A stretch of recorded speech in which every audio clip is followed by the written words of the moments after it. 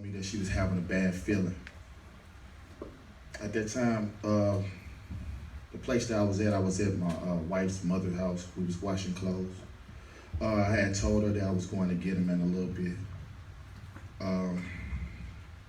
After then, his grandmother had called and said Mike was laying dead in the street.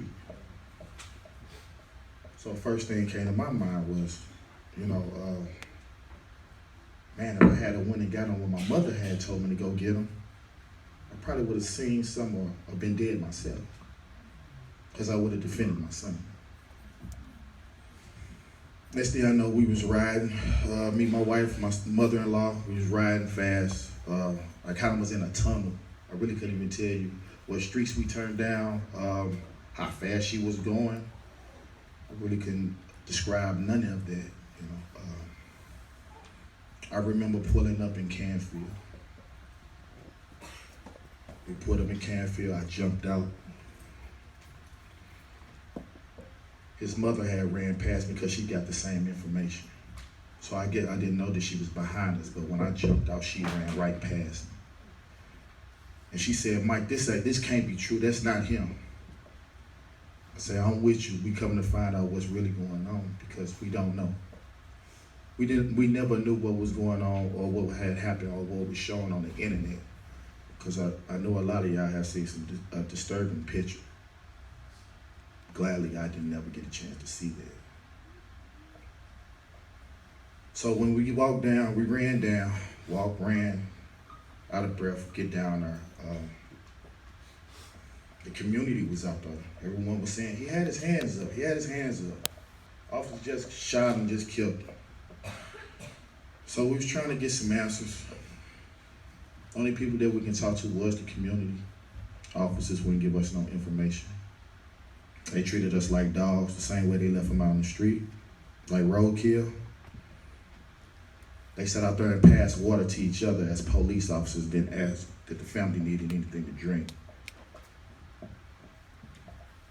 They showed no concern of a human being.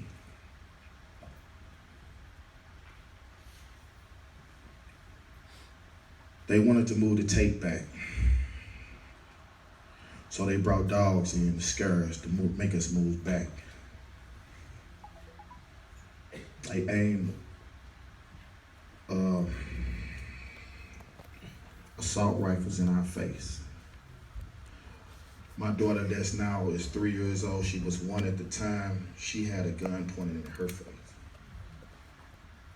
Standing with her grandmother, they both had a gun pointed in their face, because I was moving around trying to get some answers. Every time I tried to get some answers to me and his mother, we kept just getting pushed back. We'll have questions for you later. We never got that day, never got a chance to identify my son laying on the ground. Like I say, he was covered up when we got there. So that's why I say everyone seen the disturbing picture that I still do not want to see, because I want to remember him with a smile. And the last few words that we had talked about, I think that if I was to see that vision,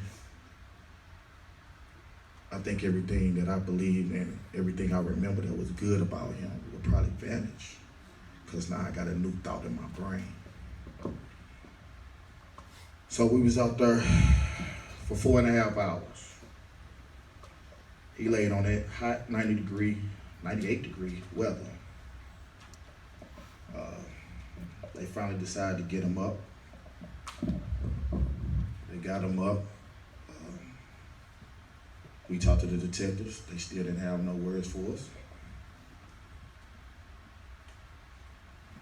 They sent the guys from the corner over to talk to us. They gave me and his mother a card. They told us to call them in an hour. So imagine that hour. Just imagine that hour right there.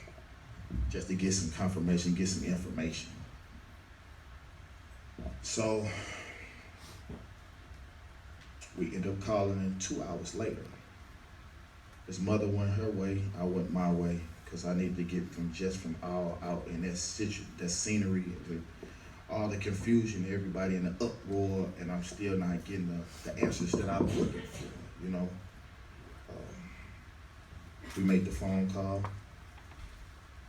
I called the coroner and asked him, was it okay now? Can I come identify the body? His response was that the family had already been there. At that time, I was furious.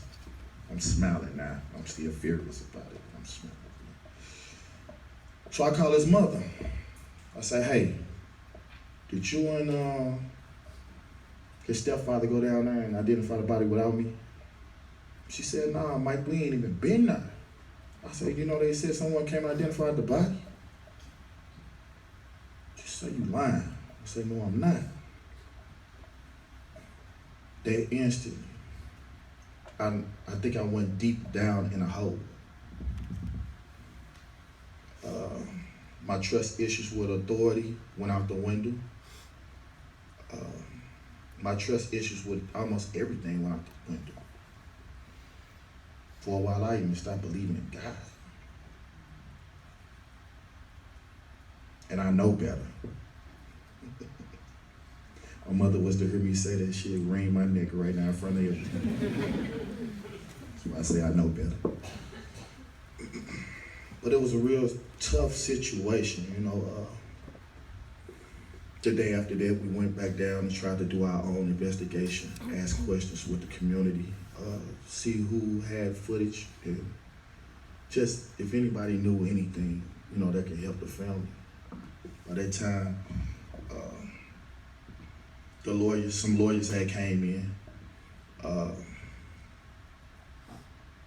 I really wasn't in my best judgment. I wish I would have waited. That's just personal. I just said that's personal. But the only thing that you want is justice for your child. You know, you want justice. You want to see something happen. You know, you want somebody to be accountable for their actions. You know. So at that time, not being in the right mind, I just signed some papers because it sounded good to me. So they ended up doing an investigation. We hired a private investigator to come in and, you know, try to go back through the steps and see how and what transpired, what happened. I talked to the guy that was with Mike. His name is Dorian. Dorian had gave me a little bit of what happened. He told me he had just came from the store. They walked down the street. Officer Darren Wilson had passed them up. He stopped the car, yelled out the window, told them to come here. Someone made a smart remark. I don't remember if it was Dorian or Mike. But Mr. Wilson put his car in reverse. When he put his car in reverse, he ran over my son's foot. When he ran over his foot, he asked Mike to come to the window. At that time, that's when the struggle happened. He said that Officer Wilson had pointed a gun in Mike's face. And the only thing he knew was to do was put his hand up. So when he put his hand up, that was the first shot. That blew my son's thumb off.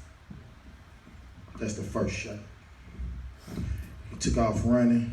He jumps off the car. He asked my son to stop. He told him to turn around. He fired 3 more shots at him. Then Mike had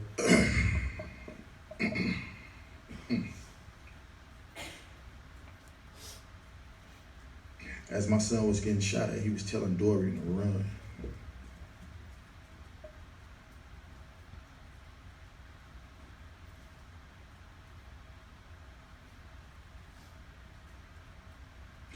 So he walked up on Mike and just completely emptied his clip in my son. An unarmed child, a teenager.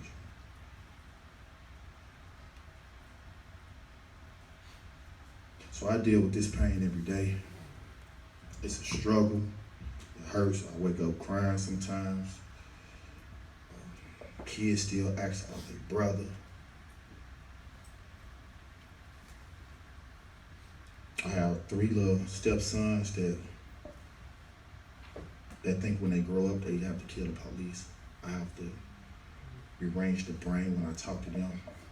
Anytime my son's name is brought up, they say the police killed him, and then they go off to talk and say things that I don't even talk like this in my house. So I don't know where they got it from. I hope they didn't get it from their older siblings. They said that they didn't. But I don't. When they talk like this, I try to rearrange. I talk about sports. I talk about something else, throw their mind off that, because I don't want them to grow up to think that, because kids, they take some in, then take it all the way up to they older.